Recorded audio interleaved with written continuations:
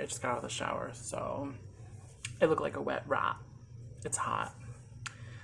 Um, anyways, if you read the title, can't think of my own words. If you read the title below, you know what this is about. If you see these marks, don't worry. I haven't been brutally abused. I just like things a little rough. But that's another story for another time. Anyways, I wanted to tell the story about when I took 8 hits of acid. Don't do this at home, kids. It was, I don't know, it was terrible, but it was a great experience too. I'm cleaning my nails off because they look like poo-poo. But yeah, it was... So here's the thing. I was in a weird situation with somebody. I like somebody. They were staying with me because I love to let boys in that really shouldn't be here. Like, fuck boys. And I like to let them stay with me. Don't ask why. I have issues, mental issues that I will be working out in the future. So, yeah. But anyways, I was feeling shitty and I just wanted to feel good. I had done like 5 hits of acid before. Here's the thing. I have a hugely high tolerance for things, especially here lately. So it takes a lot for me to get drunk or high or whatever. And so I had learned that. And I was like, I'm just gonna take like 8 hits. So I took 8 in a row. I let one sit on my tongue. And then when that one dissolved, I took another one. And I just kept doing that. I started to feel really good. I think probably around 6 or 7 at night. And I had 2 friends over, 2 guy friends. And we were just chilling and stuff. And I remember, not a whole lot, but I remember at one point, there are noises in my apartment, and it's freaking me out. Sometimes I forget I have little rat pets, and they make really loud noises sometimes. And it scares the bejesus out of me. But anyways, so I was sitting with my friends in the bedroom, and I was chatting with them. And then one of our friends, he needed to go home. And I just remember I kept talking about like dying in a fashionable way. And my friends kept telling me like, oh, yeah, you just kept saying that you wanted to die like Marilyn Monroe, or like in some like way you wanted to be remembered for something and stuff like that.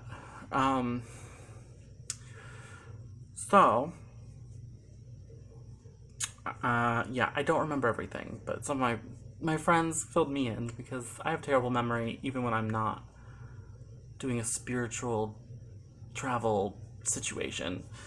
For me, I will say doing acid it's actually a spiritual thing for me. Not that I didn't want to get fucked up, I mean, I did.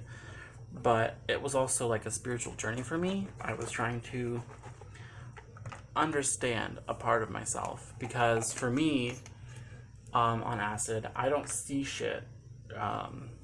What it does is it changes my perspective in my mind.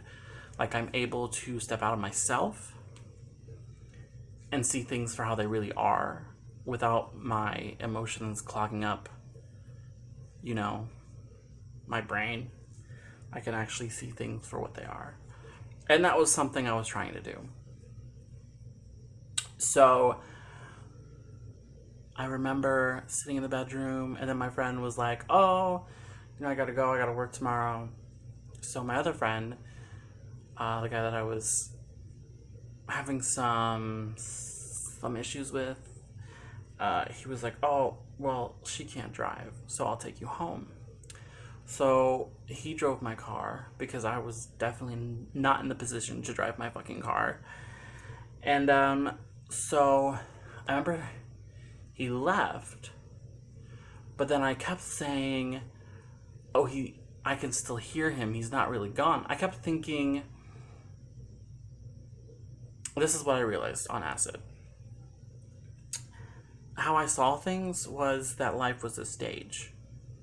And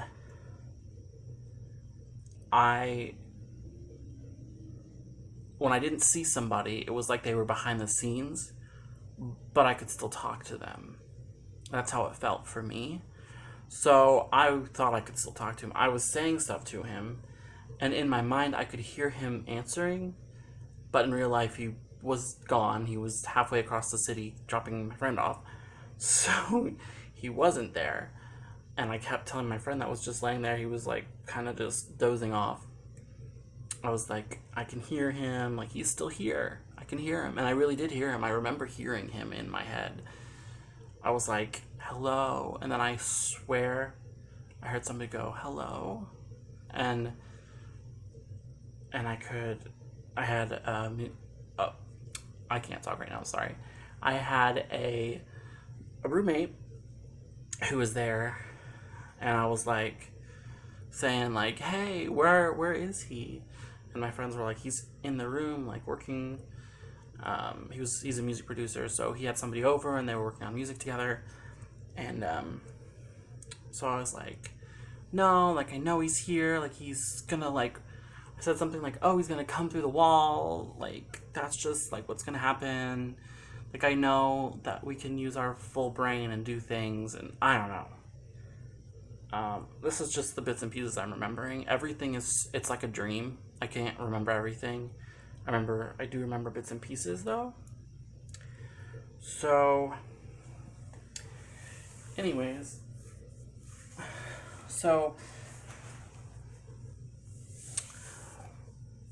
once we established that I had lost my mind, everybody wanted to go out. My friend had come back from dropping off my other friend off, and they wanted to go smoke a cigarette outside. I wanted to go outside because I was on acid, and I was like, I want to see what the night looks like on acid. So I went out with them. I don't remember what was going on, but I remember at one point both of my friends were like, you gotta come inside, like you need to come inside. So I was like, you guys why are you being so serious? And then I remember thinking, oh shit, they're like really mean it. Like I could feel it, I could see it in their faces. They were like, you gotta come inside. So I was like, okay, people are scared. So I was like, okay. So I went inside, and I remember feeling like I had to prove myself. I felt like I didn't want anybody to think that I liked them over anybody else. I wanted everybody to know that I loved everybody in the same way. The thought of me making any of my friends or any of the guys I hung out with, like, the thought of me,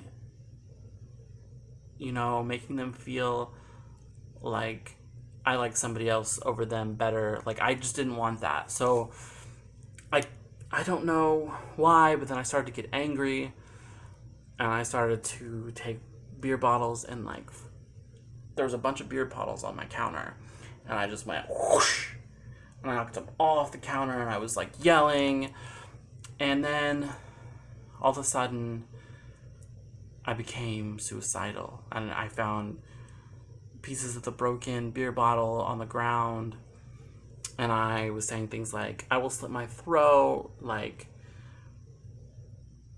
I'll end myself if that'll end people's suffering, because I really thought, like, hardcore thought that I was the reason that people were suffering in my life, and I didn't want to be the reason people were suffering in my life. And, I was just getting really crazy. I remember everybody standing around me. My roommate was sitting next to me. My other friend was standing in the hallway, and then my other friend was sitting next to me on the other side. And they were all just, you know, visibly and, like, duh, they were, like, concerned. And they were sitting around me, and I had one of my actual roommate, he was sitting there, and he was, like, being very stern. I remember him being really stern with me, but then I said something to him, and he kind of, like, laughed, and, like, I thought, oh, okay, these are tests. People are testing me to see, you know,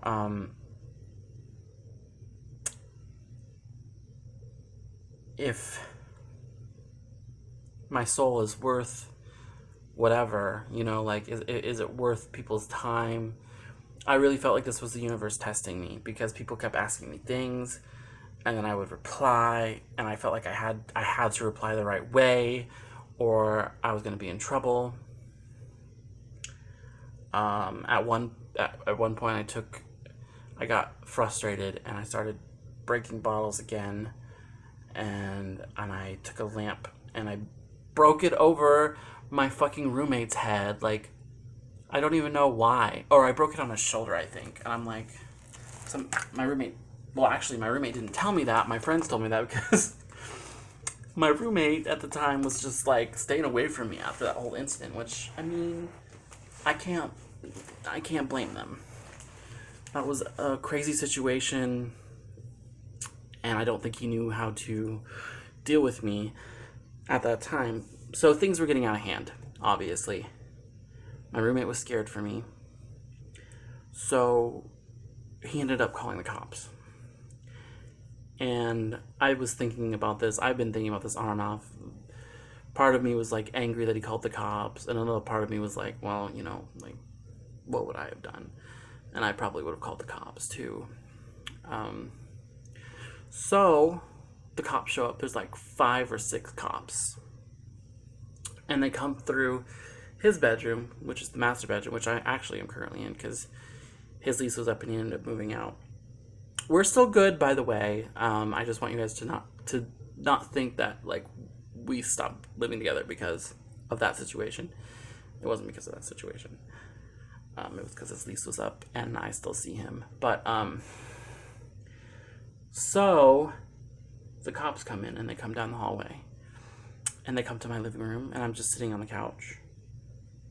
At this point, I don't have a shirt on, and I don't remember why I don't have a shirt on, but I definitely don't have a shirt on. I was, like, talking to my friends. I was like, why couldn't you have put a shirt on me before calling the cops, at least? And they were like, well, you kept saying you were hot. But anyways, so I didn't have a top.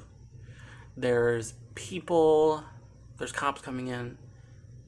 They're talking to me. I think they're trying to calm me down. I don't really remember. I just remember getting aggressive towards the cops. And I started going after one of the cops with a broken beer bottle. And I think I had screamed something like, slit my fucking throat, like, kill me, stuff like that. I felt like, in the moment, I just remember feeling like I had something I had to prove, and if I didn't do it in this moment, that there was going to be consequences. At this point, a cop, he pulled out a taser, and he was going to tase me. My friend pulled the broken beer bottle out of my hand that I had and took it away from me, and he was like, please don't tase her. So they ended up getting me in handcuffs, and I definitely fought. I remember, like, fighting to get out of them. And by the way, I'm not smiling because I think this is awesome. This is definitely a low point of my life. I'm smiling because I'm uncomfortable telling this story, but I feel like I need to tell this story, so I'm doing it.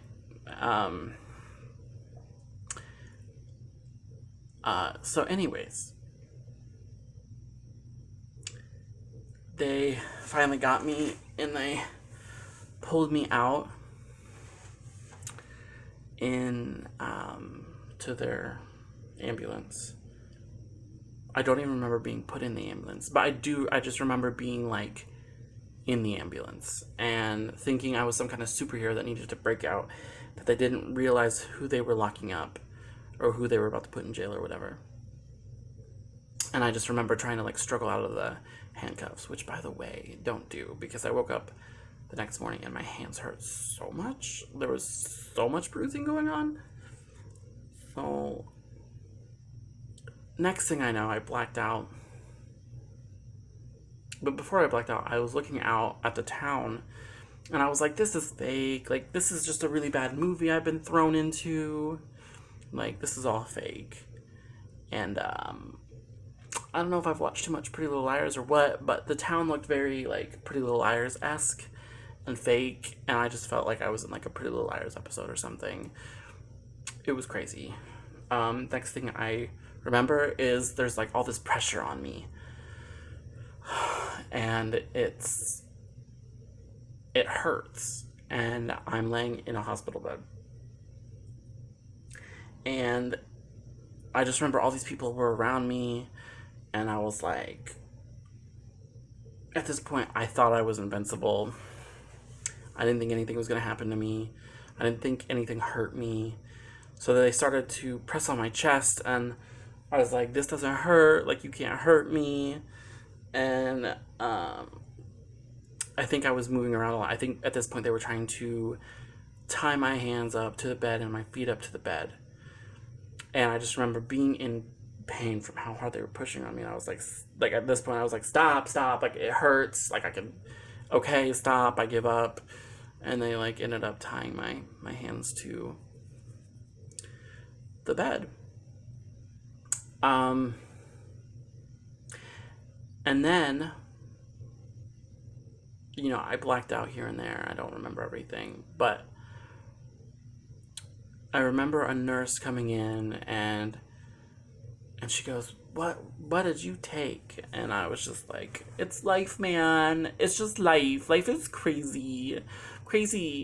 And she just like was laughing. I'm pretty sure I made these nurses nights because I wasn't like mean. I was just like really goofy the whole like time. I remember screaming. I was screaming, and for some reason I thought I sounded like Squidward from Patrick, and I was like saying, oh my god, I sound like Squidward, and I was just screaming really crazy shit. So then a nurse comes in later, and I think they're putting something in to like knock me out because I had been screaming, saying weird stuff, and shoot, and I kept moving my arm. I was moving my arm, and she was like, don't move your arm, like I've got a needle right down here, it's gonna hurt if you move it and hit it. And I was like moving my arm, and I was like, you can't get my arm, like there's no needle, like you're just lying to me. And she pulls up this thing, and she's like, yes, there's a needle right here. And I'm looking at it, and I like swear I did not see a needle. I was like, I don't see a needle, like I don't see anything. And then this other woman comes in, and she's got like really heavy makeup on, like caked on. And I remember looking at her and going, oh my god, did somebody send clowns? Like, oh my god.